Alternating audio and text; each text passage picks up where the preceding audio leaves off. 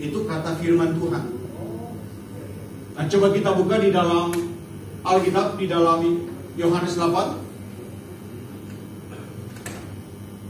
Di situ dikatakan apa? Setelah Yesus mengatakan semuanya itu, banyak orang percaya kepadanya. Ayat 31 dikatakan apa? Maka katanya kepada orang-orang Yahudi yang percaya kepadanya, jikalau kamu tetap tinggal dalam firman-Ku, kamu benar-benar adalah murid. Ayat yang ke-32, dan kamu akan mengetahui kebenaran, dan kebenaran itu akan memerdekakan kamu. Jawab mereka, orang-orang Yahudi, kami adalah keturunan Abraham, tidak pernah menjadi hamba siapapun. Bagaimana engkau dapat berkata kamu akan merdeka? Ayat 34.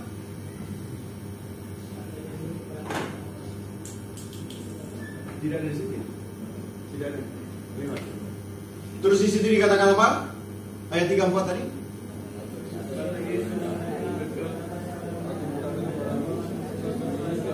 Adalah hamba dosa. Ayat 35. Dan hamba tidak tetap tinggal dalam rumah, tetapi anak tetap tinggal dalam rumah. Ayat 36 dikatakan apa? Jadi apabila anak itu memerdekakan kamu, kamu pun benar-benar merdeka. Di ayat yang ke-30 di situ dijelaskan tentang ketika orang banyak mendengar tentang setiap perkataan Tuhan, banyak orang percaya. Nah, apa yang Yesus katakan? Bahwa di situ Yesus mengatakan dia lebih besar dari Abraham dan dia sudah ada sebelum Abraham ada. Dia berbicara tentang kuasa mujizat di mana ketika perempuan yang berzina harus dilempar dengan batu, tetapi Yesus punya kuasa untuk mengampuni. Nah, perkataan-perkataan Yesus sebelumnya sehingga banyak orang percaya kepadanya. Tetapi orang-orang yang percaya kepada Yesus pada saat itu, apakah disebut di sini dikatakan adalah orang-orang Yahudi, adalah ahli-ahli Taurat? Tetapi kalau saudara saya lihat di ayat yang ke-60, di situ orang-orang yang percaya kepada Yesus mau melempari dia dengan batu. Jadi Yesus berbicara di bait suci dan banyak orang percaya kepadanya. Nah, orang-orang percaya ada beberapa penafsiran di situ. Apakah orang yang percaya pada saat itu benar-benar sungguh-sungguh percaya, tetapi persoalan yang lain muncul ketika ayat 60, orang yang samakah yang percaya kepada Yesus, mereka juga yang berusaha melempari dia dengan batu. Tetapi ini yang Alkitab katakan kepada murid-muridnya. Dikatakan di dalam ayat yang ketiga 31 di situ dikatakan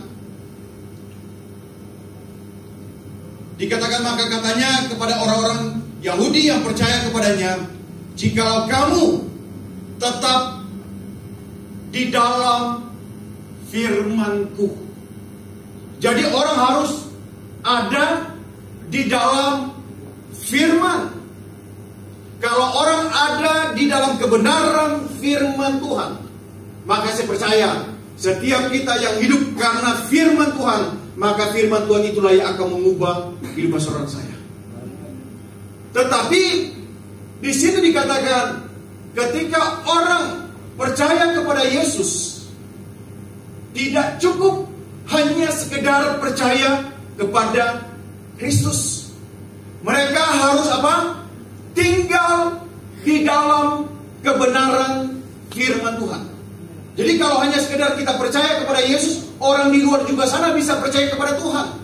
Banyak orang di luar sana yang mungkin tidak percaya, tidak segereja dengan kita. Banyak juga yang percaya kepada Tuhan. Nah, di situ dikatakan apa? Mereka yang percaya, mereka harus tinggal di dalam firman Tuhan.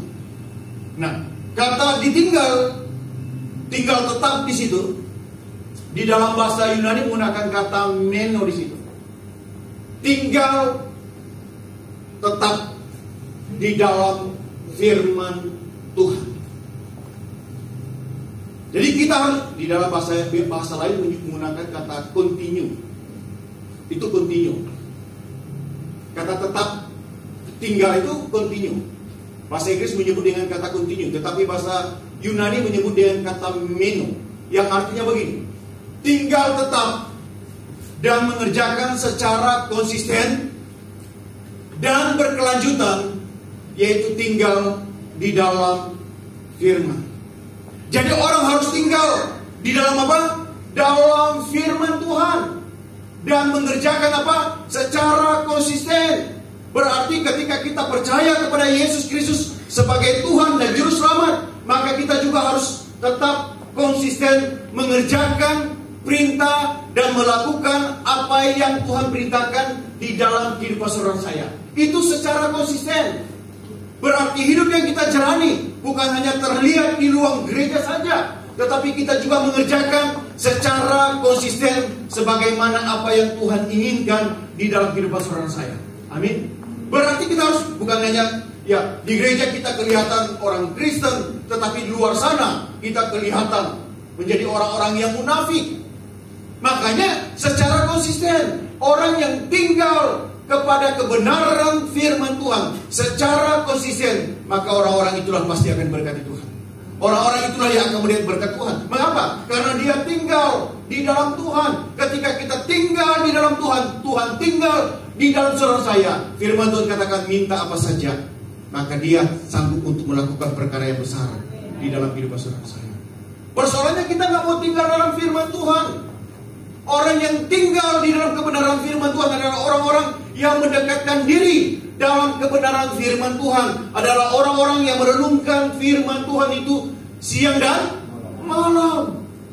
Maka dengan otomatis, dengan mudah Tuhan bisa melakukan segala sesuatu. Karena kita tinggal di dalam kebenaran firman Tuhan, mujizat pasti terjadi, kesembuhan pasti terjadi, dan kemerdekaan pasti dinyatakan di dalam kehidupan saudara saya. Amin. Nah, persoalannya seringkali kita nggak mau tinggal, kita nggak mau konsisten. Hari Minggu kita ke gereja, tetapi hari-hari lain kelakuan kita, sifat kita, karakter kita.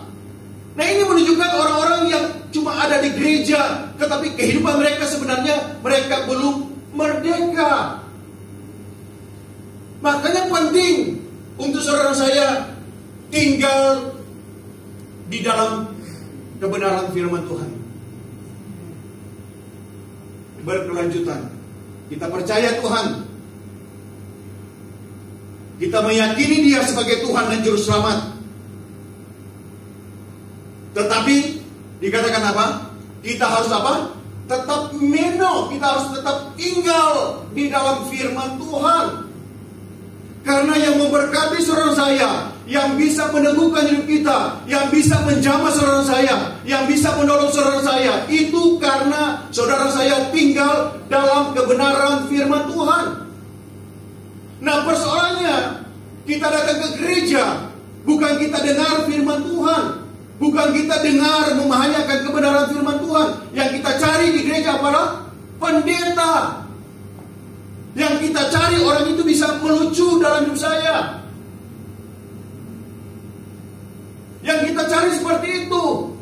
Makanya ketika kita diperhadapkan dengan situasi keadaan, harusnya menjadi konsisten dalam hidup kita. Kita tinggal dalam firman Tuhan.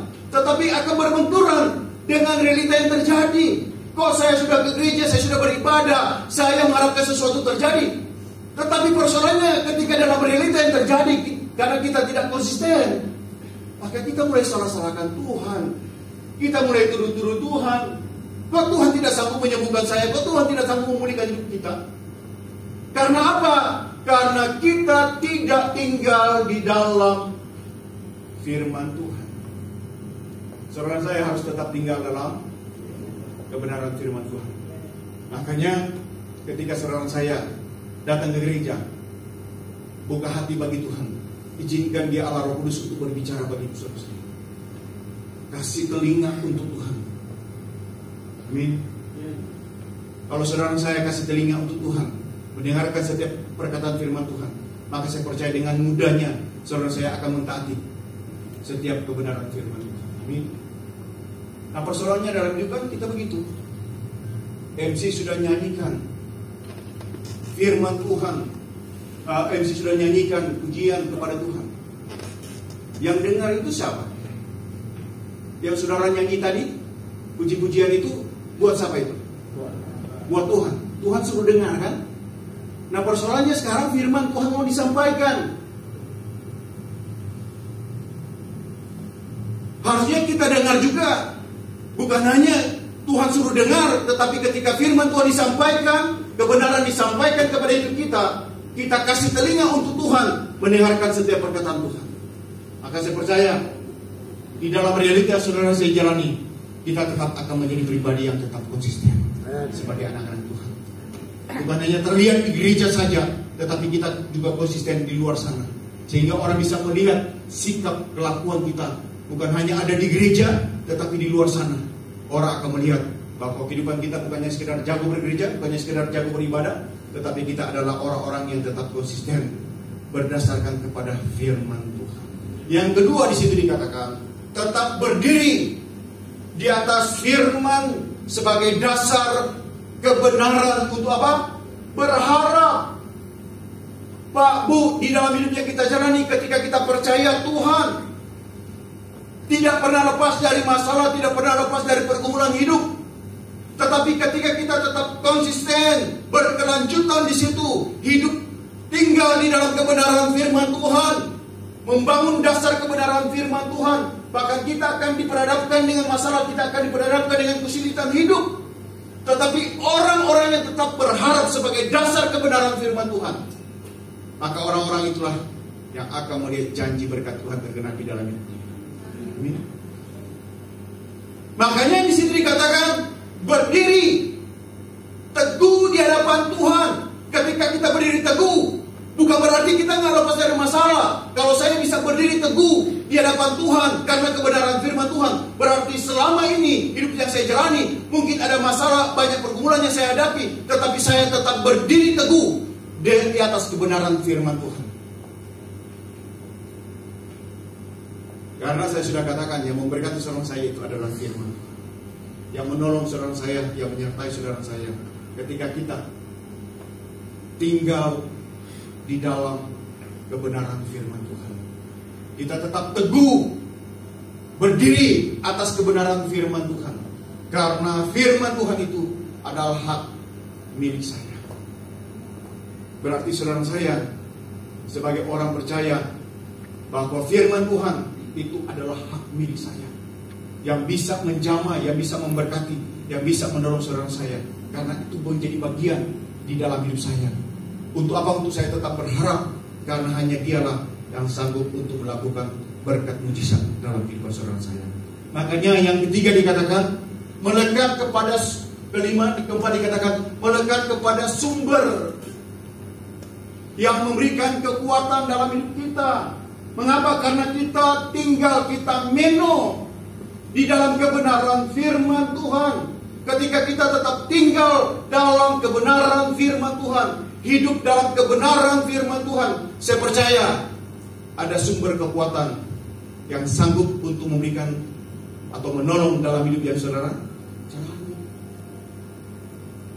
Ada sumber. Sebagai manusia kita terbatas, Pak. Dalam berbagai hal kita terbatas. Tetapi di dalam hidup yang kita jalani, kita harus diperhadapkan dengan masalah, keadaan, situasi yang sulit. Nah, ada sumber dari segala sumber yang sanggup untuk memberikan kekuatan dalam hidup kita.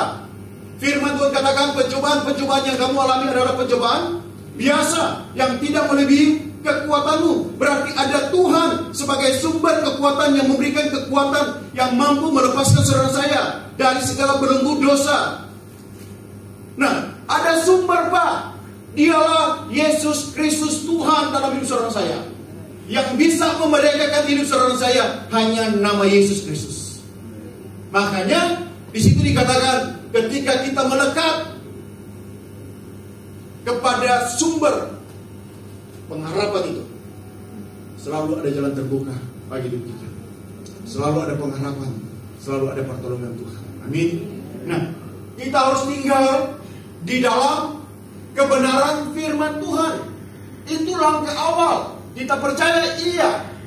Tetapi Tuhan katakan kamu juga harus tinggal dalam firman Tuhan. Harus bukan hanya firman Tuhan, bukan hanya ada di gereja saja. Firman Tuhan itu harus menjadi realita di dalam perjalanan hidup kita, harus continue. Jadi kita bukan hanya membaca firman Tuhan yang ada di gereja, tetapi kita juga dilatih untuk tetap hidup dalam kebenaran firman Tuhan setiap hari. Nah, tidak cukup di situ. Langkah kedua, kita hidup dalam firman Tuhan, tinggal dalam firman Tuhan, maka langkahnya saudara saya harus jadi apa? Jadi apa? Tadi kita baca di sini tadi, jadi ayat berikut jadi apa? Slide berikutnya kita harus apa? Menjadi apa? Murid. Matetes, Matano di sini, Mateo di situ. Nah, kita harus menjadi murid. Kita nggak mungkin melihat kebenaran seluruhnya kalau kita tidak pernah menjadi murid.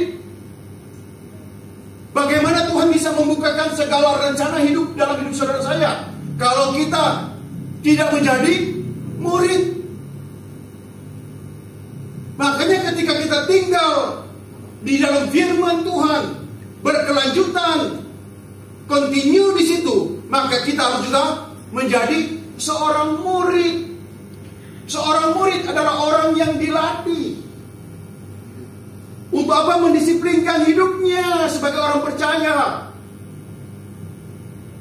Makanya di situ dikatakan, bicara tentang matetes di situ, belajar sebagai pengikut yang meniru tentang keteladanan Kristus.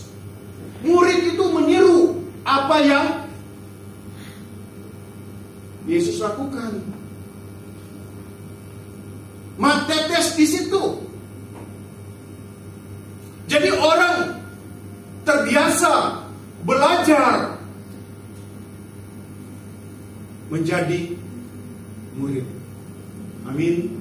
Saudara saya harus menjadi murid Kristus. Kalau hanya sekedar kita ikut ya di mana orang berkumpul terus menjadi pengikut Kristus rame-rame semua. Tapi Yesus tidak pernah mengajarkan bukan hanya sebatas jadi pengikut, tetapi saudara saya harus menjadi murid. Orang yang menjadi murid adalah orang yang belajar. Supaya di dalam realita yang terjadi dalam hidup dia adalah orang-orang yang terus belajar.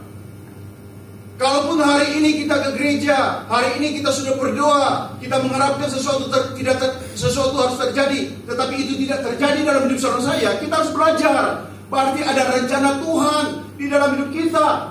Mengapa? Karena saya sudah tinggal dalam Tuhan. Nah, saat ini saya harus menjadi murid yang dilatih, yang belajar. Yang kedua adalah orang-orang yang belajar terfokus kepada sebuah pemahaman. Kalaupun hari ini kita bergereja, kita beribadah, mungkin apa yang saudara doakan belum terjadi. Kita memahami bahwa semua itu adalah rencana Tuhan dalam hidup saudara. Jangan kita desak